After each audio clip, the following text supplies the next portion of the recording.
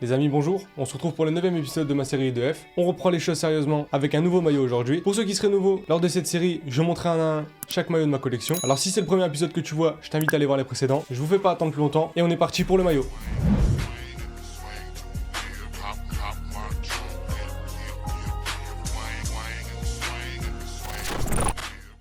Donc on se retrouve aujourd'hui les gars pour parler de ce maillot de l'équipe de France. Un maillot qui n'a rien d'original, je vous l'accorde. Je pense que chacun d'entre vous connaîtra ce maillot et aura pas mal de souvenirs liés à la compétition lors de laquelle il a été porté. Je veux donc parler de ce maillot domicile de l'équipe de France porté lors de la Coupe du Monde 2018. Alors on est là sur un cas particulier et surtout un cas important étant donné que c'est un maillot qui représente beaucoup dans la vie d'un supporter, car en tant que Français, c'est avec ce maillot que mon pays a remporté la Coupe du Monde. Mais d'un point de vue personnel, ma Coupe du Monde commence avant le 16 juin 2018 avec l'entrée en matière des Français et une performance pas terrible pour une entrée en compétition. Ma Coupe du Monde personnelle commence le 23 mars 2018 au Stade de France pour un France-Colombie. On m'a gentiment offert des billets histoire de pouvoir aller au Stade de France et voir un match de la sélection, et qui plus est, un match contre la Colombie, sélection que j'apprécie énormément de par la présence de James Rodriguez. On notera aussi la présence de Radamel Falcao, qui n'était forcément plus le joueur qu'on a connu, mais je tiens à le préciser. Rien de bien fou pour un match de préparation, mais il y avait quand même pas mal de Colombiens. Étonnamment, le stade avec pour couleur dominante le jaune, et je me souviens que ça m'avait pas mal marqué. Je m'attendais vraiment pas à avoir plus de Colombiens que de Français presque. De mon côté, malgré le dénouement pas forcément très positif, je me souviens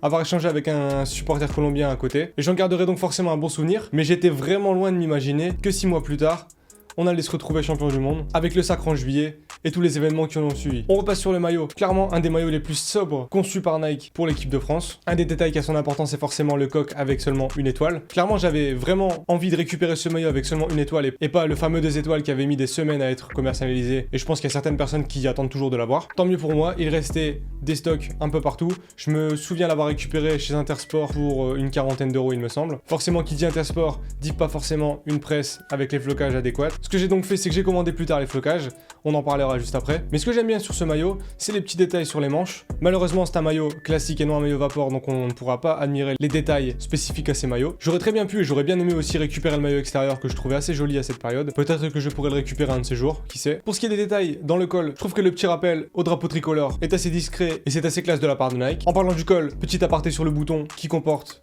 la devise de la nation. Clairement, c'est pas grand chose, mais c'est toujours des petits détails appréciables sur ce genre de maillot. Et avant de passer au flocage, avec les détails les plus importants, on peut quand même noter la présence des inscriptions Nos différences nous unissent à l'intérieur du maillot. Pour ce qui différencie ce maillot de ceux que vous avez pu voir porter depuis le sacre de l'équipe française, c'est le détail du match. Alors détrompez-vous, ce n'est pas d'une fausse inscription. J'ai récupéré ça sur le site Classic Football Shirt, de même que les patchs sur les manches. Ce sont des patchs officiels. D'ailleurs, le prix était officiel aussi. Il me semble les avoir payés 25 € unité, donc 50 € de flocage. Le détail, il me semble, entre 5 et 10 €, qui permettra surtout d'immortaliser ce sacre en finale. Je vais pas vous faire plus de suspense, je pense que vous avez tous deviné le nom qui est apposé derrière. Je l'ai donc floqué du nom de Paul Pogba. Alors pourquoi? Tout simplement parce que c'est la référence en termes de milieu de terrain, et encore plus en cette période quand on voit ses masterclass en Ligue des Nations. Il est toujours au niveau, c'est un joueur que j'apprécie grandement de par sa qualité technique, grosse personnalité. On a pu voir dans les images sorties dans les jours précédents qu'il est un cadre du vestiaire et qu'il est une voix importante pour ses coéquipiers. Et au final, sans trop calculer, je me suis retrouvé avec ce maillot floqué avec le détail du match. Mais lorsque je suis allé le floquer, la personne qui me l'a fait m'a notifié qu'au final c'était un maillot qui pouvait prendre de la valeur étant donné que Paul Pogba a marqué lors de la finale. Détail que j'avais omis, mais ça rajoute encore un petit plus à ce maillot. Pour ce qui est du flocage, le logo de la Fédération française, les petits hexagones dans les chiffres, et cette typographie un peu spéciale que j'apprécie tout de même, et qui je pense restera historique. Maintenant, juste pour le plaisir, et les souvenirs sportifs qui me viendront avec ce maillot sont forcément l'entrée en matière compliquée des Français, les matchs catastrophiques en poule. Franchement, je me souviens avoir débattu pendant des heures et des heures après les matchs en repensant au contenu. Ça ne présageait rien de bon, et au final, on se retrouve avec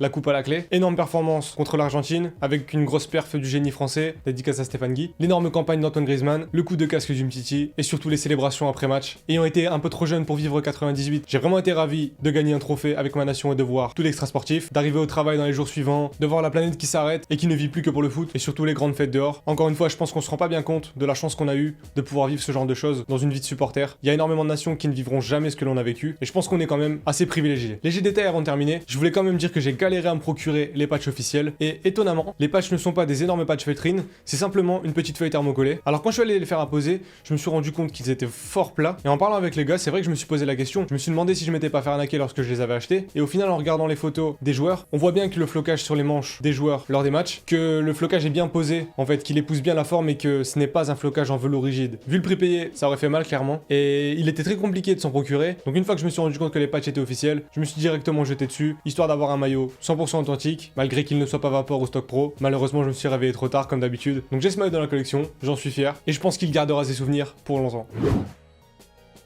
Donc voilà les gars, vidéo terminée. J'espère qu'elle vous aura plu et qu'elle vous aura rappelé pas mal de souvenirs. J'aurais préféré mettre quelques clips des moments importants de l'épopée mondiale, mais impossible au vu des règles de YouTube. En espérant que la vidéo vous ait plu, on espère reprendre un rythme correct. Donc on se retrouve bientôt pour d'autres concepts et pour d'autres épisodes. Je vous dis à bientôt. Allez, salut!